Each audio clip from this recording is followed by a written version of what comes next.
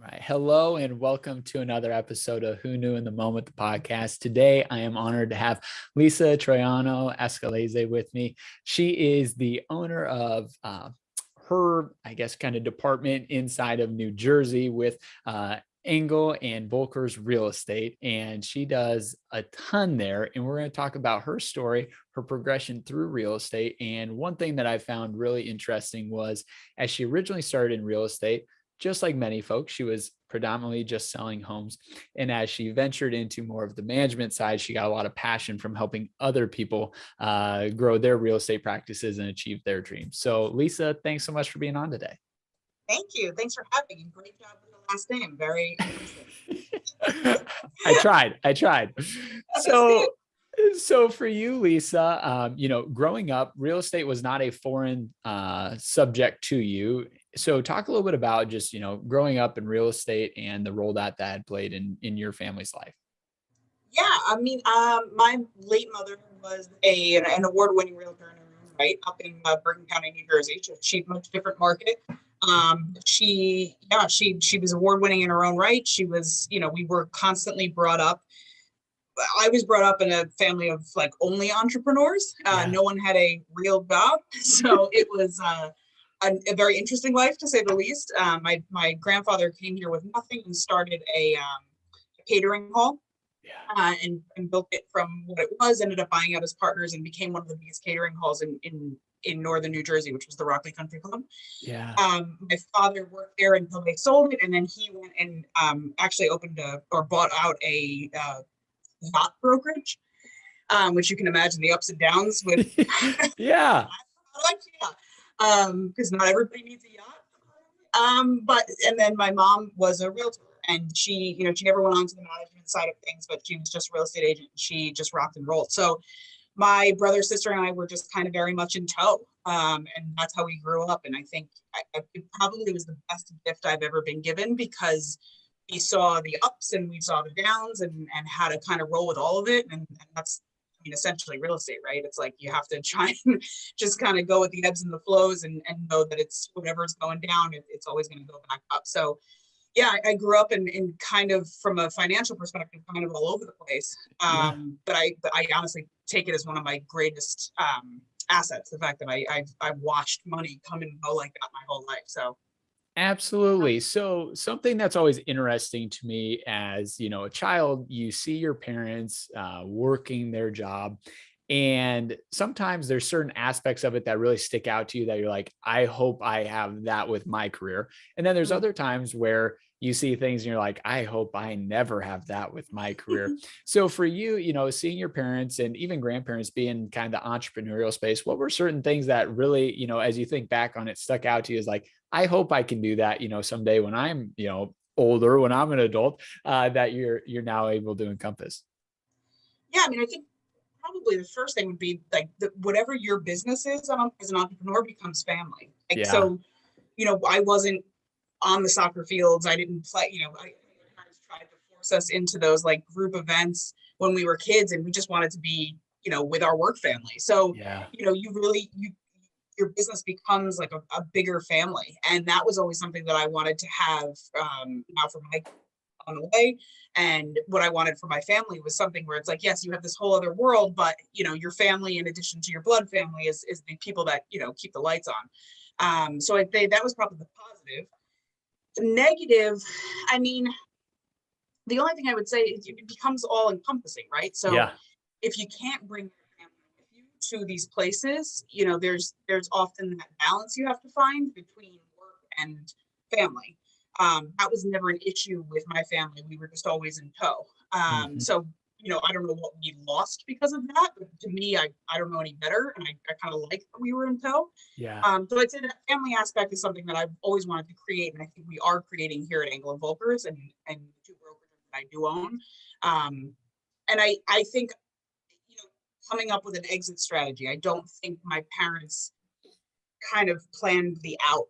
They were always hamster wheeling. And I think, two of the hardest working people on the planet.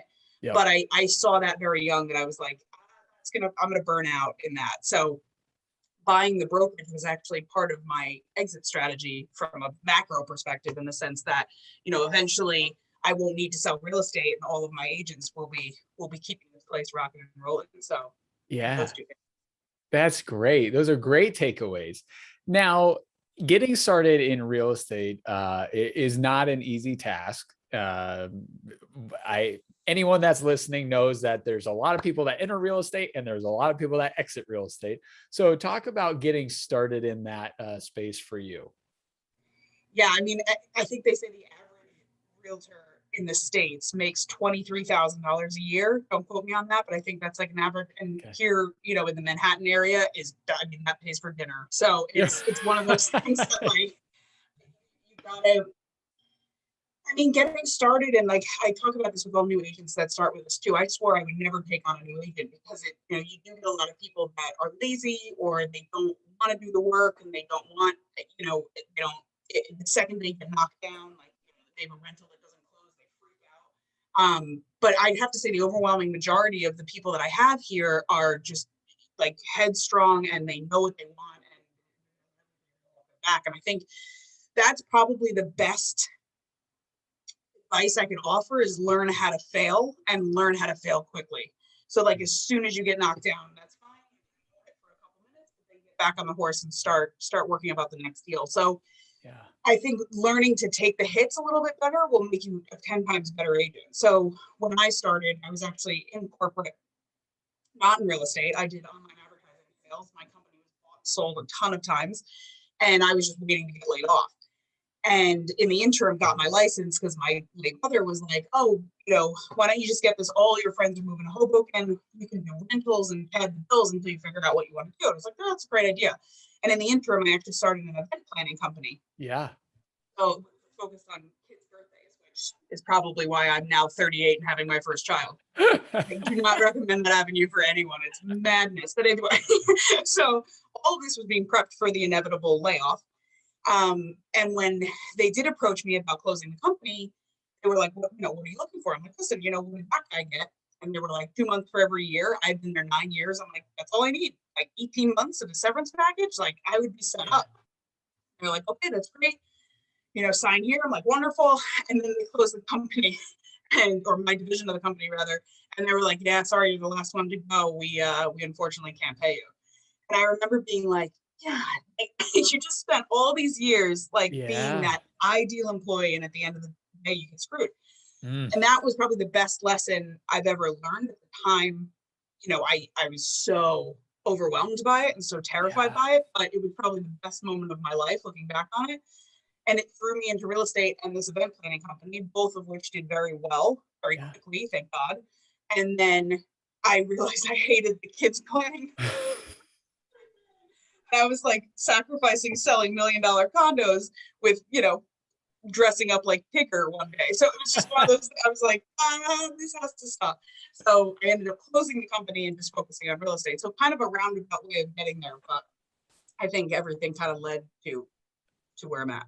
No doubt. So let's rewind and work through some of that. So you're working for a company, right? And things are going well, right? You were able to make it there 9 years. So it's not as if you just completely despised everything about it. But you were doing well.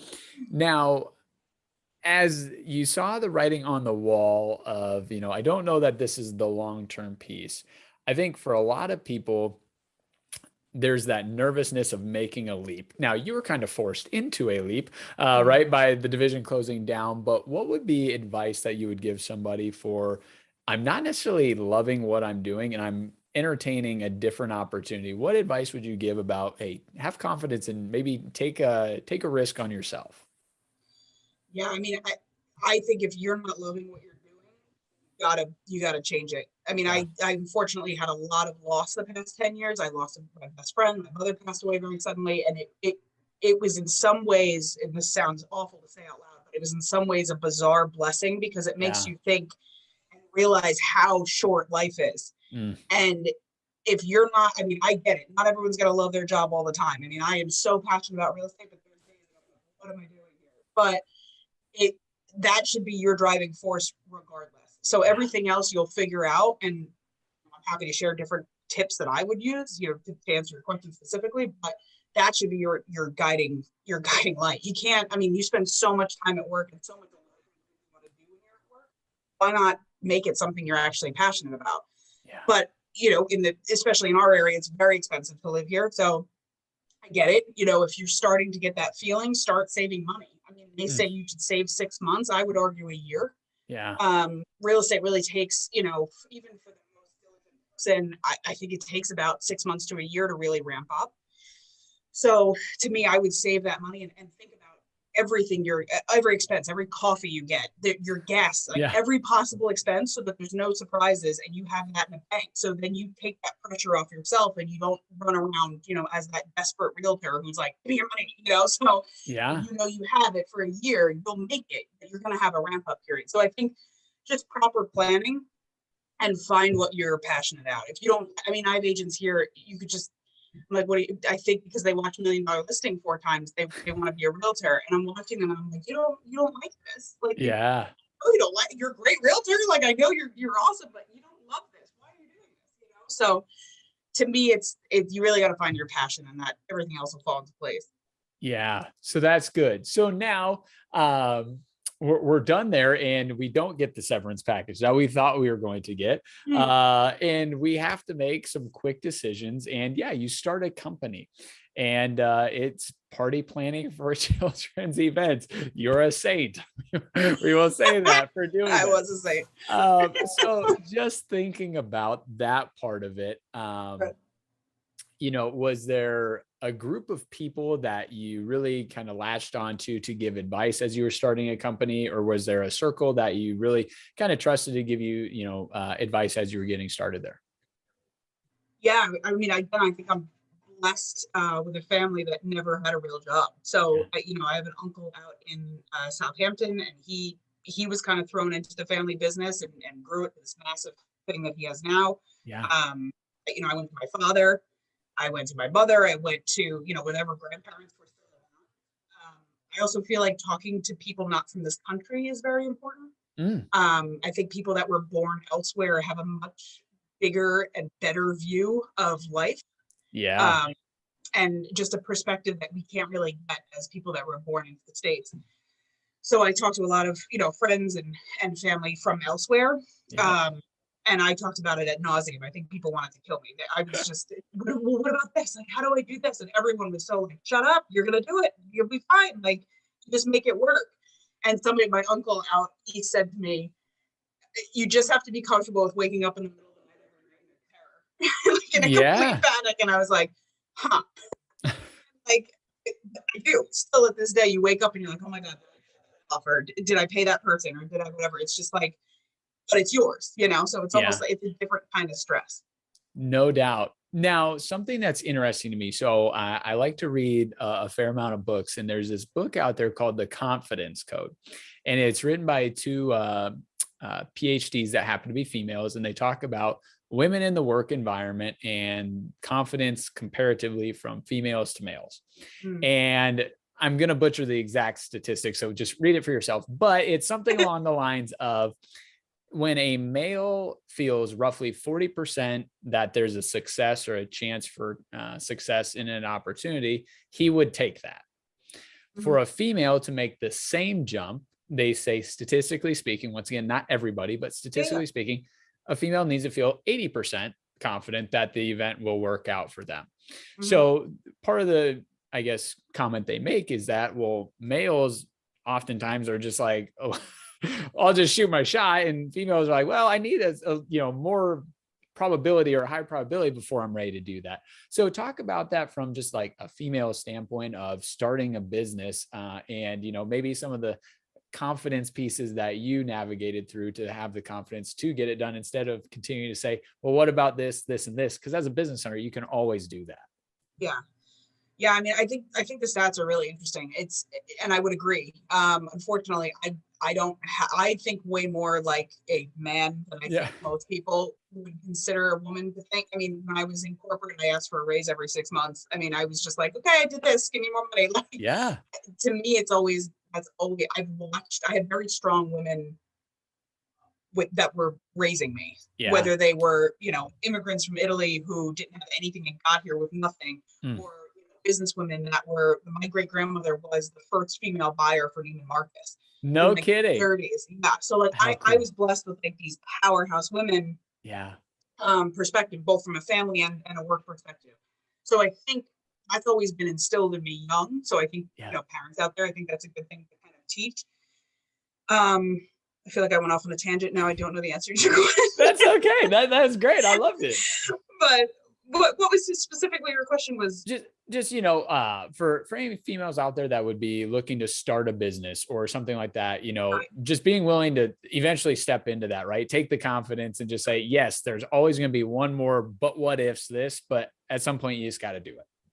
Yeah, I think there's also a positive aspect of this. Men get a bad rap in this regard. Like, you'd be surprised. There's been amazing men in my life that supported my decisions and that work for me, that are, friends that I'll have to the day I die. I mean, you'd be really surprised how many people, men and female, get behind you when you start to do something that you're really passionate about. So I think that would be more my advice, is like, just do it. Like, it sounds so cliche, but you'd be the people that are going to naysay you are going to be female, male, animal, like, you're going to have the haters. I think it's more, there's some men in my life that the reason I'm here, so I think it's normal to go into that bifurcation of, men versus female. And listen, there is a big dichotomy. I'll be the first one to say, women get paid less. I saw it myself in a corporate atmosphere. Yep. I was doing way more than my male counterparts, way better than my male counterparts. And they were getting the promotions and I was sitting in the corner begging. So I'm not downplaying that. Believe me, I've seen it. But I think it's time for women to kind of act like men in that regard, but just push through it. I think you'd be surprised how many people support you when you do. Absolutely. Nope, that's good.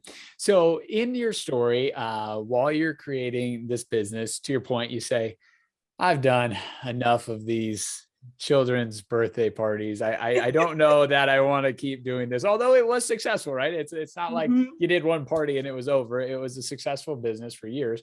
But you said, I don't know that that's what I want to keep doing. So you transitioned to really focusing on the real estate at that point. And so talk about making that leap and really what you had been doing to lay the foundation for that to be, the full-time job at that point.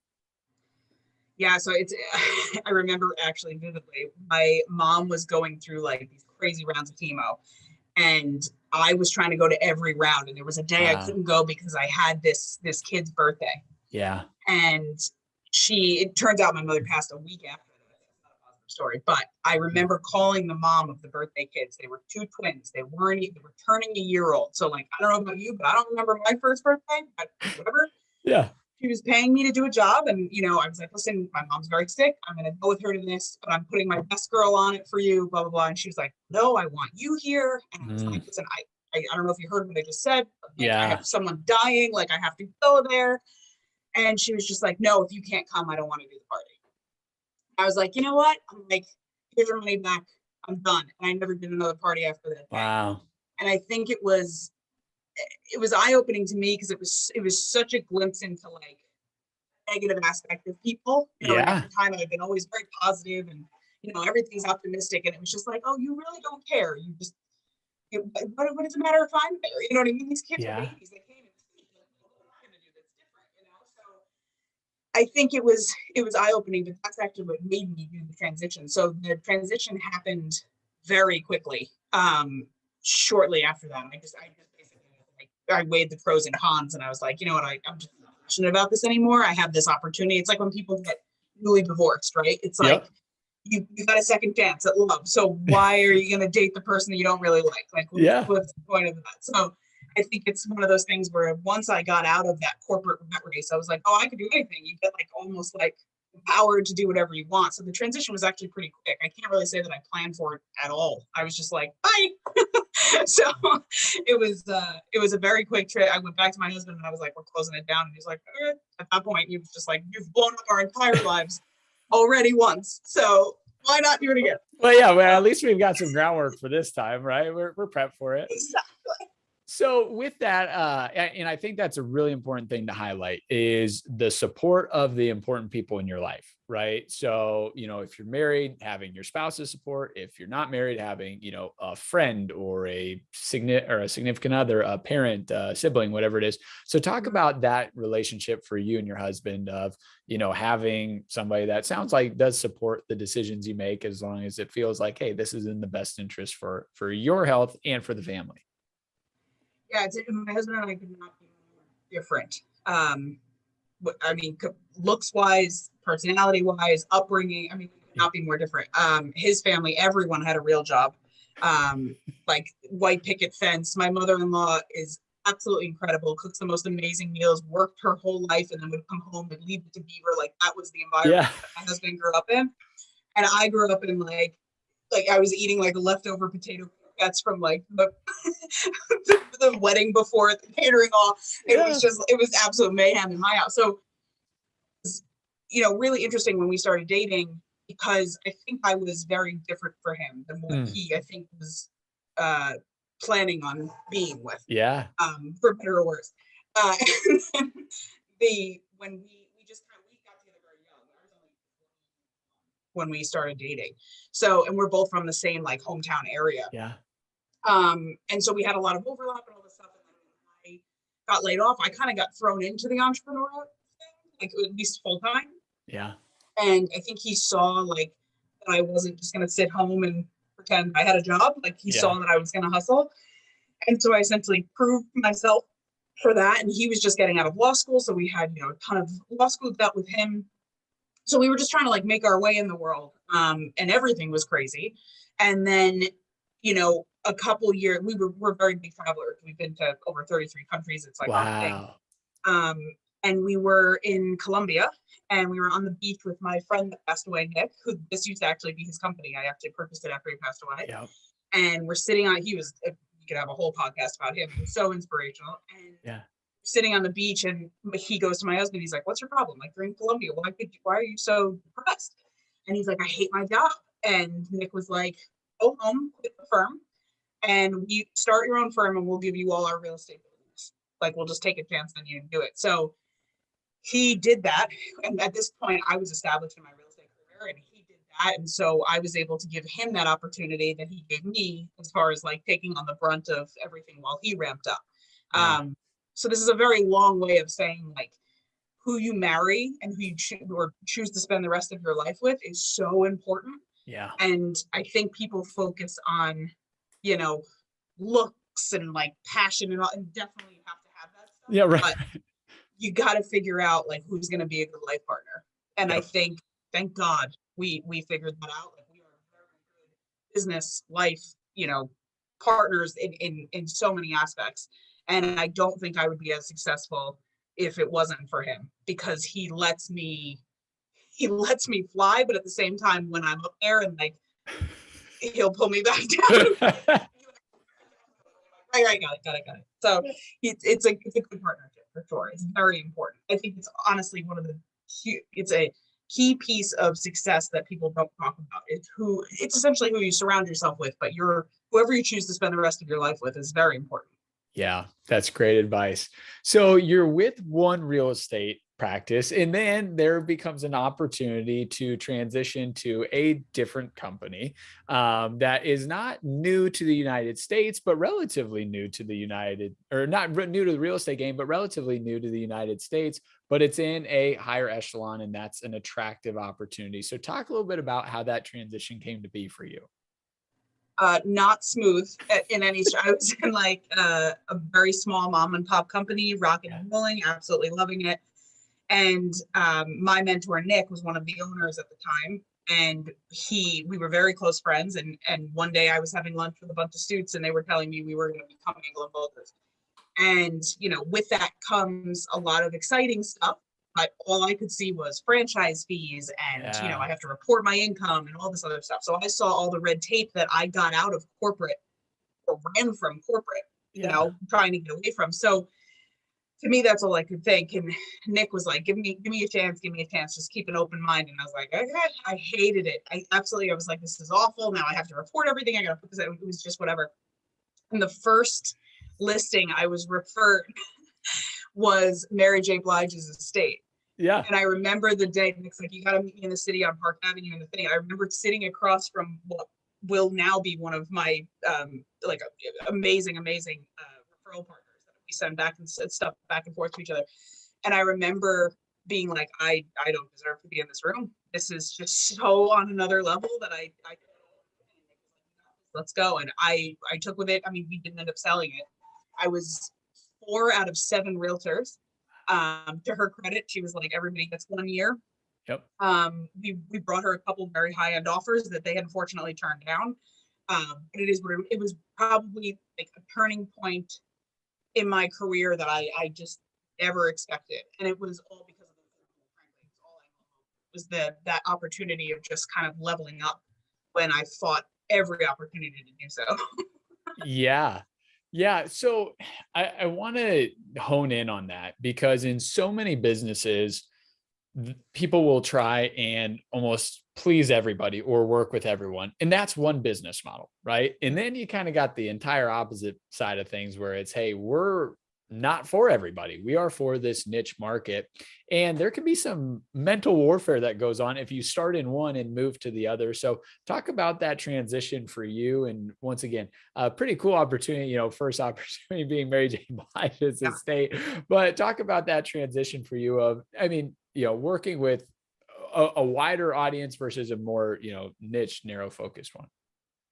Yeah. I mean, I think probably the answer is twofold, right? So it's like, from a company perspective, what I love about Angle & Volkers is they're in the least pretentious way possible.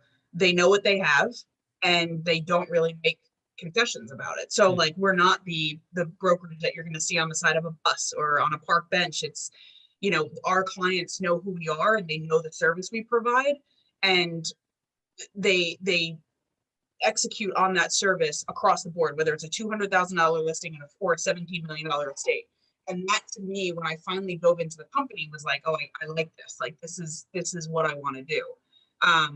From a personal business perspective, I think it just gets like, I only work by referral. So I don't cold call. I tried cold calling one Saturday afternoon and I will never do it again. Yeah. I don't buy land. I don't do any of that. For me, it's like, it all goes back to that core value of like, I want to like what I do. So it's never been about the money. It's been about the job. Yeah. And so I think that's actually, from a twofold perspective, kind of like what's well-rounded me in that sense. So I think, not that I won't take certain deals. Obviously, if it's not something that I think suits me, I will pass it off to one of my other agents that I think it would be better for without a doubt. But I've been very blessed to kind of like I do a lot of luxury stuff. Yeah. And I think I like that because I get to use my brain a little bit more. In the sense that you have to come up with these crazy marketing campaigns and videos, and it's a very creative aspect of our business that you wouldn't necessarily have the budget to do for a lower end listing, right? You wouldn't need to. One of these listings you put up and they sell very quickly. Yep. So for me, I like the Mary J. Blige estate was such a turning point, because I was like, oh, we have to do like a full PR campaign. We have to, if my phone calls shifted from, trying to find a buyer in like a $500,000 price point to literally running through a list of the world's 2,300 billionaires that can actually afford the house. So it's correct. It was like a mind shift that was so welcomed for me, because it was such a different thing. And it really set the stage for the rest of my career. Absolutely. So something that you've referenced a couple of times today is you had a mentor and a good friend in the business, Nick. And so as you're with this company and the transition's happening, his health has a decline, and then all of a sudden an opportunity to buy and become owner happens. So talk a little bit about that. Not only the business side, but probably more so even the emotional side of just, transitioning through that and stepping up to the plate and buying in. Yeah, I think, yes. So it was basically, I felt that I was out of my space. I think the quote, when you're the smartest one in the room, you're in the wrong room. Yeah. And I wasn't necessarily the smartest one in the room, far from it, but I started feeling like I wasn't getting that I didn't have someone to get me to the next level. So before his health started declining, I was actually looking elsewhere. I interviewed everywhere, and I just wanted to be around people that were doing so much more than me. Yeah. At the time I was the top agent in the office. And I just felt that I wasn't growing anymore. I was getting very stagnant, and it was reflected in my sales, right? My sales were staying the same for like 2 or 3 years at a time. Yeah. So I was going through that struggle of leaving him before. And then when he got sick, I just stopped. I mean, I was like, that's it, whatever you need, I'm here. And I didn't leave. I stayed by his side. I was in the hospital. And then, he had asked me, he was like, please don't, he had a business partner. He's like, please don't leave her. And at the time I was like, you gotta be kidding me. Like, if you're gone, what am I doing? So I did. I stayed for another, I think it was like a year and a half. And then I was approached by a competitor to open up in Hoboken. And I went down that rabbit hole. I was definitely going to open for them. And then I was approached to open here, to buy her out. And the company here was in really bad shape. I mean, and honestly, not even to her fault. Like, it was, I think that him declining health-wise, he was like the heart and soul of the company. It's very hard to keep engaged and happy when, the beloved owner is like taking a nosedive health-wise. So, Yeah. it kind of was in bad shape. And I remember getting the balance sheet when we finally signed NDAs, and I remember showing it to my financial planner, and I was like, so this is the business opportunity. And he was like, tell her no, like, don't let her do it. And he's like, this is the worst business decision on paper you could possibly make, and I think you have to do it. And I remember like being like, wait, what? And he was like, you're going to do it. And I think it's a huge opportunity. And if you fail, you fail. What's the possible downside? Maybe a couple $1,000s. You'll make it back. You got to do it. And I remember leaving that meeting and being like, okay, we're going to do this. So we arranged an offer that was, very favorable in my favor, obviously, because I was buying a failing asset. But paid fair value of what it was on the open market. And then we turned it around. We stopped the bleeding in 6 months. Yeah. And we last year was the best year on record of the company's history. Correct. Before, when I owned it. So it was take the chance. Absolutely. Yeah. So thinking about that, not everyone that listens to the show is a leader by title in their company, but I think everyone inside of a company is a leader. So what were some of the things that you did in those 6 months to really turn around, whether it was the culture, the people, what was it that you were really adamant about changing to get things on track? So there's like the simple stuff that, like, she was spending a fortune on rent. Yep. You can, when you look at, forensically, when you look at a balance sheet, you can identify the massive errors, right? Yes. There were some legacy plays from a staff perspective that were getting paid way too much money. I mean, way over the industry average, and not really translating to any success. Like, they were nice people, but it wasn't really, they weren't making the company any greater. If anything, in some instances, from a personnel perspective, they were hurting. So just a quick look at the balance sheet, you can identify 3 or 4 points that immediately could be helped. So I moved the location to a more visible location that was actually 1/3 the cost of the rent. Wow. And then I laid everybody off, including agents, which, if you want to see someone look shocked, lay off an independent contractor. Yeah. They were like, I don't get it. Why? Like, I'm not costing you anything. I was like, you gotta go. And then a few legacy plays that I basically was like, listen, I'd love to keep you on, but you got to start producing. You got to do X, Y, and Z. And they did. So we did big personnel changes. Everything changed. It kind of had to, and that, from an emotional standpoint, was hard for me because, at the same time, I'm doing this for my mentor who passed away, but at the same time, I'm completely overhauling his entire company. So that was a little challenging from a tug of war in the brain perspective. But I think one of the best things I did was I actually kept the accountant on, because I should not be doing anyone's accounting. And I kept her on, and I put a lump sum in an account, and I gave her the login info, and I was like, I don't want to hear about any of this until it reaches like this danger zone for me. And she was like, what are you doing? Like, this company's hemorrhaging money. Like, you can't just turn a blind eye to the numbers. And I was like, we don't have a money problem. We have a heart problem. I need to focus on the heart. You tell me when the money's getting scary, and then we'll rework. But I don't want to hear anything about money for the first 6 months. and it worked. And I have to be honest with you, I don't know where I got that from. It was like an instinct thing. I'm just like, none of this is money related. Everybody just needs, we just lost a very good friend of ours. Everything's changing. Yeah. We got to build from the ground up. None of that is money related. It's all heart related and making sure everybody's happy and wants to be here. So I think, the fundamentals had to change, and then we had to work on the personnel for sure. That's great. Yeah, that's great. Now, another transition that happens there is you go from being the top salesperson to now needing to manage and take care of all of the people on the team.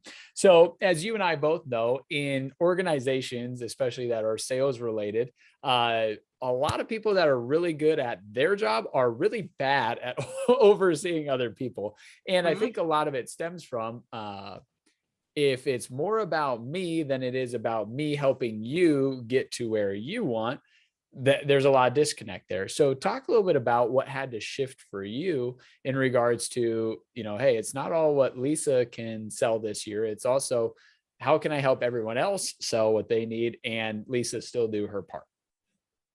Yeah, I mean, I think one of the worst things plaguing the real estate industry right now, and I don't care where you're selling, is ego. I think the ego is out of, you need a certain level of ego to do this job, like, don't get me wrong, but it's just out of control, and it has been for years. And I never considered myself to be egotistical in any way, shape, or form. And when I took over, I was like, oh, it's not the Lisa show anymore. Like, all these people have to be producing or this doesn't work.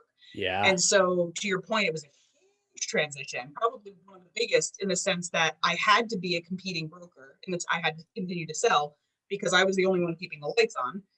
But on the flip side of that, in my brain, I had to be all about everyone else. And so that transition was very hard. Way harder for me, as always running around saying I don't have an ego. You realize how quickly you have maybe you did have one. Yeah. And just shifting from the perspective too, it's like I was never an agent that needed like a parade. I didn't need to be agent of the month. I mean, right now it's like, I feel like every time I log onto Facebook, everyone's like, I sold the most this month. It's like, what, why? Okay. It just, the whole thing just is bizarre to me. Yeah. And then I had to shift from kissing a little butt, right? Like, I had to be like, come work with us and you're fabulous and we love you. And then people would turn around. I had one person ask me for a car. Be like, well, this brokerage is offering to buy me a Tesla. And I was like, you should go there. Yeah, go there. Yeah. What? Like, so that's the kind of level of ego that I think was plaguing our industry then. And keep in mind, all this from a timeline perspective, I took over in May of 19. Correct. By March of 2020, we were in lockdown. Right. So it's like, I think everybody kind of had a reset. It wasn't just, as a result of how I was running things. I think everyone was like, oh, this is what the whole world is shot right now. Yeah. So I think, like, to be honest, it reset everybody's mindset a little bit, in the sense that they were like, okay, it's not all about me all the time, Yeah. And then making the hard decision of turning agents down. I had two massive teams that wanted to come over when I took over. And, I fought with corporate, because corporate's like, what, are you crazy? Like, you gotta get them. It's like you have to put them in a very high split because they're making a ton of money, if any split at all. And, they come with a lot of ego, drama, and then everyone else that's here, that's nowhere near doing that level of production has to compete with that. And it's, again, it goes back to ego. You gotta get enough space where everybody can have a little ego. And for me, it was very clear. It was like, that person doesn't make me any money. They give me a ton of ego. I can run around and tell everyone the biggest agent is at my brokerage. Yep. But at the end of the day, they cost me money. So for me, that was very clear. And it was putting myself, aside for the good of the agency. Like, yes, I would have loved to have been like, this big agent is with my brokerage now. Aren't I great? And it's like, at the end of the day, that doesn't make me any money. So it shouldn't matter. And what has come out of that is, I have agents of varying degrees of success, but they all have a voice, they all have a platform. And I think if they nurture that platform, they'll be able to get very big. But they wouldn't have been able to do that if they have a massive agent hanging over them. Absolutely. So in your interview process, and this is me just being curious, are there any specific questions that you like to ask that give you a lot of insight into whether someone kind of has the gumption to make it in real estate or not? Or is it more of a gut feeling as you're interacting with someone? I think it's a gut feeling. Yeah. I think full disclosure, I'm terrible at recruiting. My agents like make fun of me at how bad at recruiting I am. Because I just don't have the time for kind of the jerks in the Yeah. world. Like Yeah. I shut down completely. And unfortunately there's a lot of those in our industry. So it's hard to like, we do ask 4 questions that I think are 4 or 3. I know of 3. I think we might have 4, yes. And one is if you could travel anywhere in the world right now, where would you go?